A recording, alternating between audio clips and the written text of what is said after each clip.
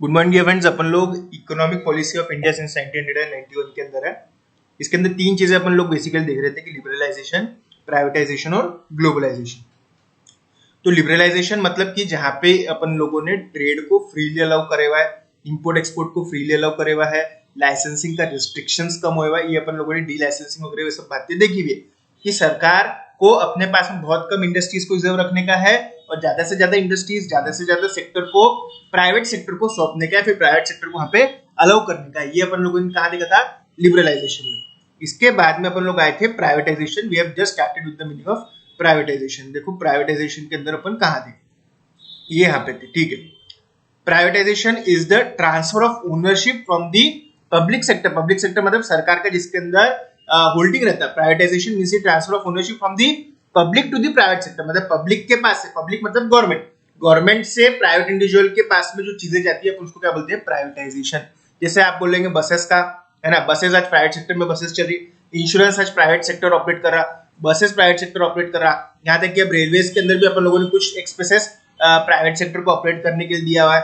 हर जगह पे आज प्राइवेट सेक्टर इन्वॉल्व हो चुका है, टेलीकॉम से लेके तेल तक सब जगह प्राइवेट सेक्टर का बोलबाला है, ठीक है। मैं just taken for privatisation. Privatisation किस तरीके से होता है, पहली बात समझ लीजिए। प्राइवेटाइजेशन मतलब क्या?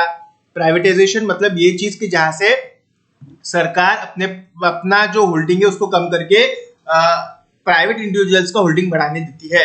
या फिर सरकार, जैसे बीएसएनएल एक सरकारी कंपनी है, गवर्नमेंट ऐसा भी कर सकती है कि सिर्फ ये देश के अंदर मोबाइल टेलीफोन ऑपरेट करेगा बीएसएनएल, किसी बाकी लोगों को अलाउड नहीं है। लेकिन अपने यहाँ वैसा है कि नहीं, आज जियो भी है, एयरटेल भी है, वोडाफोन भी है, आइडिया भी है, हज भी है, यूनियन भी सब है, ठीक है।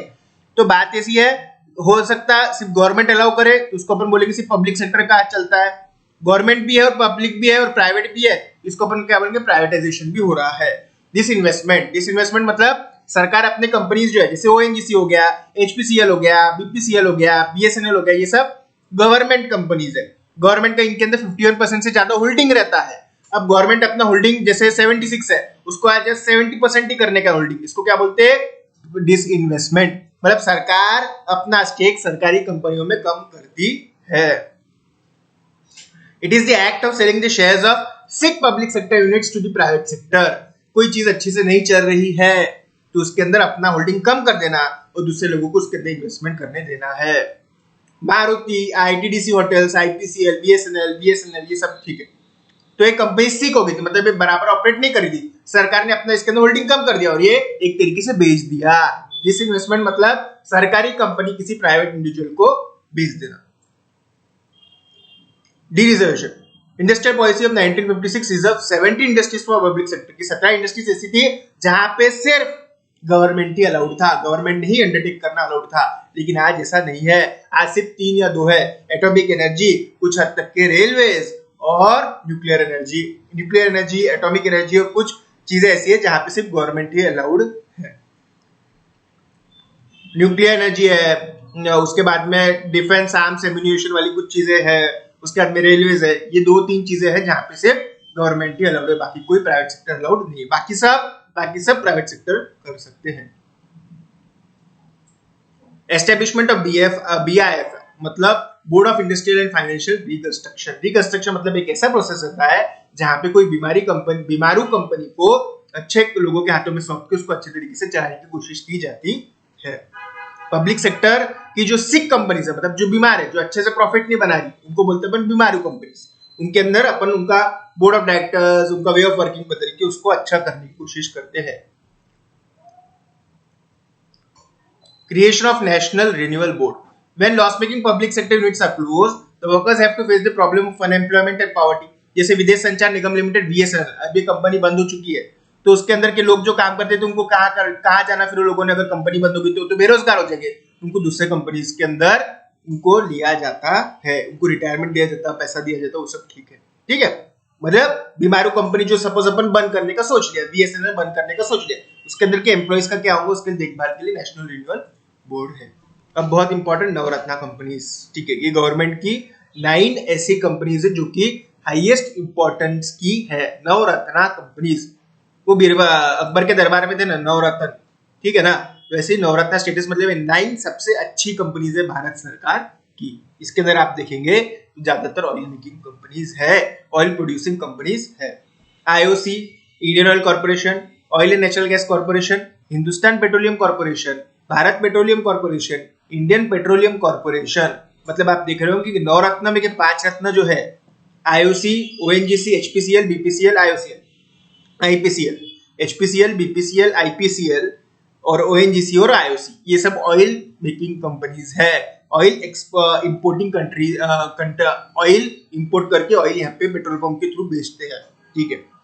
तो एचपीसीएल, बीपीसीएल, आईपीसीएल, ओएनजीसी और आईओसी ये सब सरकारी कंपनी है। सरकारी कंपनी मतलब पब्लिक कंपनी। पब्लिक कंपनी मतलब ऐसी कंपनी जिसके अंदर 50% से ज्यादा होल्डिंग गवर्नमेंट का है।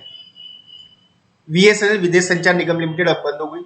Bharat heavy electricals limited, steel authority of India limited and the national thermal power corporation, ये इलेक्ट्रिसिटी बनाने वाली कंपनी है, एनटीपीसी। बेल हेवी इलेक्ट्रिकल्स मतलब इलेक्ट्रिकल इक्विपमेंट बनाने वाली कंपनी है। सेल स्टील बनाने वाली कंपनी है। वीएसएनएल, जिसको अपन हम बीएसएनएल करके पहचानते हैं क्योंकि बीएसएनएल अब नहीं रहा, टेलीफोन की कंपनी। नवरत्न के बाद में और थोड़ी छोटी कंपनी रहती है मिनी रत्न, और उसके बाद में रहती है Maharatna. Mini ratna, concept of mini ratna was introduced by 2002. Mini ratnas are further divided into two categories: mini ratna category 1, mini ratna category 2. Public sector company should have a profit in last 3 years continuously. The pre-tax profit should be 30 crores or more, ठीक है। और दूसरा जो category 2 है उसके अंदर at least profit भी रहा तो उसको मिनी रत्ना बोला जाता है। बाकी सरकारी कंपनी इसको मिनी रत्ना, महारत्ना बोलते हैं। Maharatna, the Maharatna category for central public sector enterprise was introduced in 2009 with the objective of to empower mega CPSEs, central public sector enterprises, मतलब सरकारी कंपनियां, to expand their operations and emerge as global giant. Indian MNCs, MNCs मतलब एक ऐसी company रहती है जिसका एक देश से ज्यादा देश में व्यवहार रहता है। सबसे इंपॉर्टेंट है नवरत्ना, उसके बाद में मिनी रत्ना, उसके बाद में महारत्ना। अब ग्लोबलाइजेशन, ग्लोबलाइजेशन मतलब क्या? ग्लोबलाइजेशन मतलब सिंपल बात ये है, आज आप ऑनलाइन बैठ के अमेरिका से भी कोई भी सामान मंगा सकते हैं। आज आप ऑनलाइन बैठ के अकोला का सामान अमेरिका में बेच सकते हैं। कहीं से भी बैठ के कहीं का भी कुछ भी व्यवहार कर सकते हैं, thanks to the network connectivity, internet and सब चीजें, ठीक है। ग्लोबलाइजेशन मतलब क्या? सिर्फ एक देश में व्यवहार मत करो, ज्यादा से ज्यादा देशों के अंदर व्यवहार करो, ज्यादा से ज्यादा देशों के अंदर अपनी गुड्स बेचो, वहां से गुड्स खरीदो, जहां पे जो सस्ता है वहां से वो चीजें खरीदो, जहां पे जो महंगा है वहां पे चीजें बेचने की कोशिश करो। मतलब क्या है कि ग्लोबल इकोनॉमी क्रिएट करना। जैसे अब अकोला में अगर आप रहे, सिर्फ अकोला का मार्केट देखेंगे तो बहुत छोटा सा मार्केट है, इंडिया का मार्केट बहुत बड़ा है। फिर इंडिया के अंदर जो लेवल पे कंपनीज काम करती है उनके लिए अब फिर इंडिया छोटा लगने लग जाता है। उन्होंने पूरे ग्लोब में काम करना, पूरे वर्ल्ड में काम करना चाहिए।